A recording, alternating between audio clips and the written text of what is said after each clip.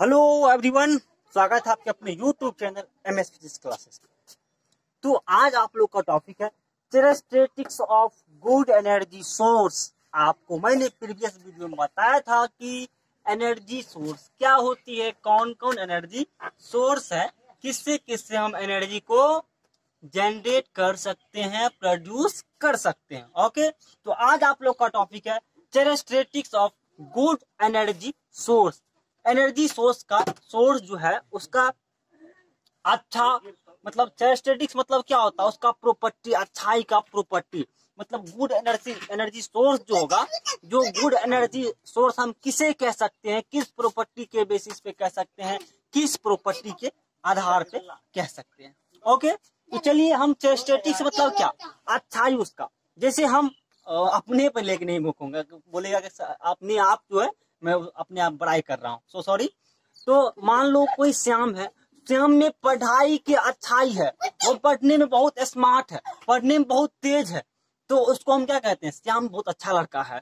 श्याम को हम गुड कह सकते हैं। श्याम को क्या कह सकते हैं हम, गुड बॉय।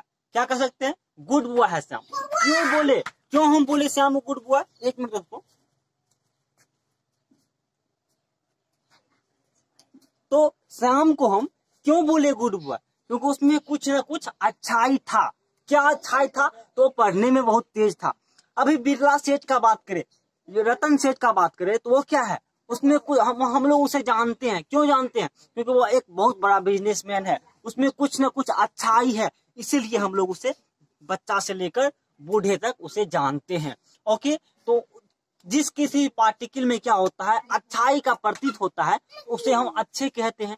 उसी प्रकार, ठीक उसी प्रकार हम लोग किसे कहेंगे, good energy source. Good energy source हम लोग किसे कहेंगे, किस आधार पे कहेंगे, तो उसी को हम कहते हैं कैरेक्टरिस्टिक्स। उसके आधार पे हम लोग कह सकते हैं कि गुड एनर्जी सोर्स का ऐसा कैरेक्टरिस्टिक्स गुण होना चाहिए, उसी को हम लोग कहते हैं कैरेक्टरिस्टिक्स। ओके, कैरेक्टरिस्टिक्स मतलब क्या, उसका प्रॉपर्टी, गुण। ओके, तो चलिए हम आपको बताते हैं कि गुड एनर्जी सोर्स का क्या कैरेक्टरिस्टिक्स होना चाहिए। सबसे पहले वह क्या होना चाहिए, वह सस्ते दाम में मिलना चाहिए। मान लीजिए जैसे सस्ते दाम में मिलना चाहिए। उसके बाद उसका कैलोरीफिक वैल्यू जो है वो हायर होना चाहिए। कैलोरीफिक वैल्यू वो होता है, कैलोरीफिक वैल्यू आप लोग को मैं बताता हूँ। सबसे पहले क्या होना चाहिए उसका, मैं बताता हूँ आप लोग को। सबसे पहले एक नंबर बताता हूँ, कैलोरीफिक वैल्यू।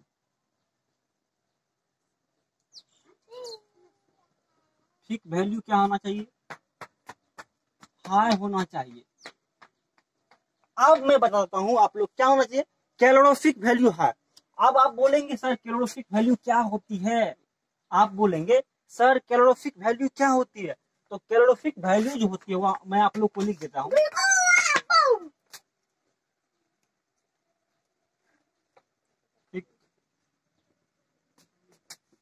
चलिए, कैलोरीफिक वैल्यू,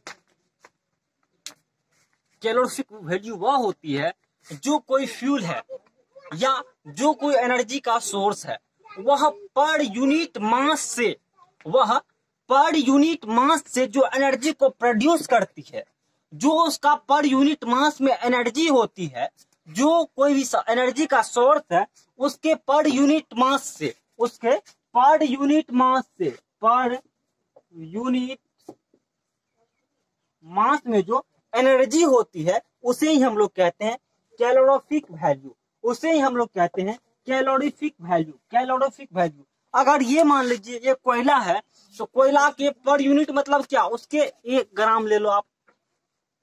पर यूनिट मतलब क्या, मतलब उसके छोटे क्वांटिटी में, उसके छोटे क्वांटिटी में पर यूनिट वैल्यू मतलब क्या, इकाई, इकाई आयतन में। इकाई मतलब क्या, इसका बहुत छोटा सा भाग।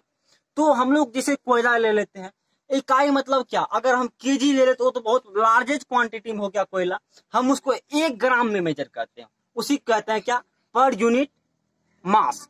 तो 1 ग्राम मास में जो कोई भी एनर्जी सोर्स से हम लोग को एनर्जी मिलती है, उसे उसी एनर्जी के जो वैल्यू होती है उसी को कहते हैं हम कैलोरीफिक वैल्यू। और गुड एनर्जी सोर्स के लिए जो क्या होना चाहिए, कैलोरीफिक वैल्यू क्या होना चाहिए, हाई होना चाहिए। चलिए और दूसरा चलते हैं हम लोग। अब जो है बहुत एनर्जी सोर्स क्या होता है, एनर्जी तो हम लोग को देती है, लेकिन बहुत इन्वायरमेंट को क्या करती है, दूषित कर देती है, प्रदूषित कर देती है, पॉल्यूटेंट का कार्य करता है, ठीक है, पॉल्यूशन कर देती है।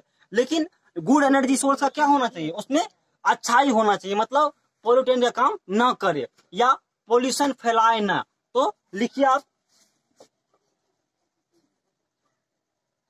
Pollution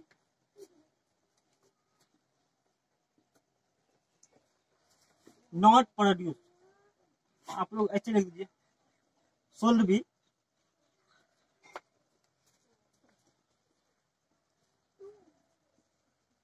B not produce. क्या होना चाहिए, pollution should be not produce, pollution को क्या होना चाहिए, नहीं होना चाहिए। और safe to handle and use,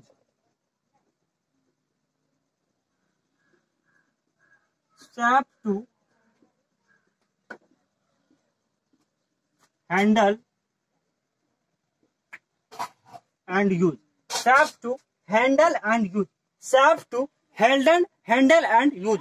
और उसको हम क्या कर सकते हैं, अच्छा से हम उसको हैंडल कर सकते हैं, ठीक है। और चौथा प्रॉपर्टी उसका क्या होना चाहिए, चौथा प्रॉपर्टी वो मतलब उसका कॉस्ट जो है, मतलब वो चीप, उसका मतलब जो है वो कम होना चाहिए। चीप क्या होना चाहिए, उसका कम होना चाहिए, ठीक है। और इजी से अवेलेबल हो जाना चाहिए। चीप क्या होना चाहिए, लॉस होना चाहिए, और इजी से वो अवेलेबल हो जाना चाहिए। ओके, तो चलिए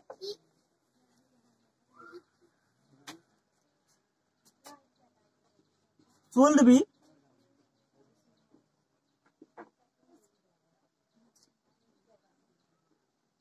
cheap and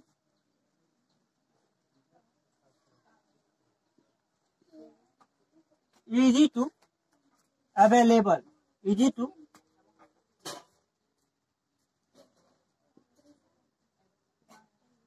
available, easy to available, मतलब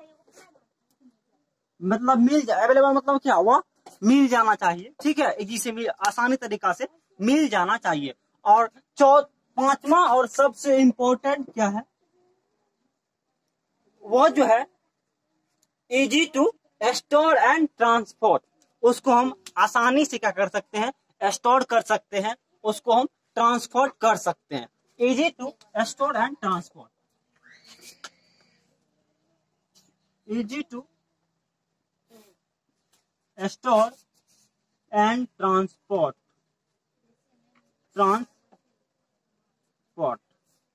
easy to store and transport, easy to store and transport, दोस्तों ट्रांसपोर्ट होता है, easy to store and transport. अगर ये सारे प्रॉपर्टी जो भी एनर्जी सोर्स में है, जो भी एनर्जी सोर्स में ये सारे प्रॉपर्टी है, उसको हम क्या कहेंगे, good energy source. These are these property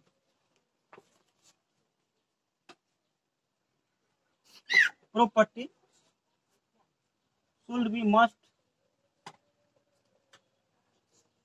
be must दिखाई दे रहा है आप लोग को, these property should be must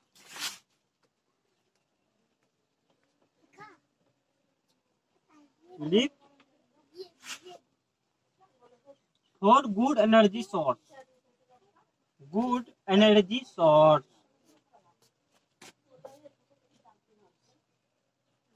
okay. तो ये सारे प्रॉपर्टी क्या होना चाहिए, गुड एनर्जी सोर्स के लिए मस्ट जरूरी है, मस्ट रहना मस्ट जरूरी है। ओके, तो this property should be must live for good energy source. Okay, तो ये सारे हम क्या कहेंगे, अगर कोई गुड एनर्जी सोर्स है तो उसके लिए क्या होना चाहिए, उसका कैलोरीफिक वैल्यू हाई होना चाहिए, पॉल्यूशन नहीं होना चाहिए उसके द्वारा, और उसके बाद safe to handle and use, उसको हम अच्छा से सेफ कर रख सकते हैं। Should be cheap and easy, वह क्या होना चाहिए, सस्ता होना चाहिए। Okay, and available, easy to available होना, आसानी से वह मिल जाना चाहिए। Okay, easy to store and transport, उसको हम आसानी से क्या कर सकते हैं, स्टोर या ट्रांसपोर्ट कर सकते हैं, जो कर सकते हैं इसे। और उसके बाद ये सारे प्रॉपर्टी जिसमें रहेगा, अवेलेबल रहेगा ये सारे जो प्रॉपर्टी, तो उसे हम कहेंगे गुड एनर्जी सोर्स। उसे क्या कहेंगे? Good energy source. उसे क्या कहेंगे? Good energy source. मैं आप लोग को एक टॉपिक और बताऊंगा कल कि फ्यूल जो होता है वो गुड एनर्जी फ्यूल को हम अच्छा कहेंगे, गुड फ्यूल कहेंगे, उसका कैरेक्टरिस्टिक्स क्या होना चाहिए?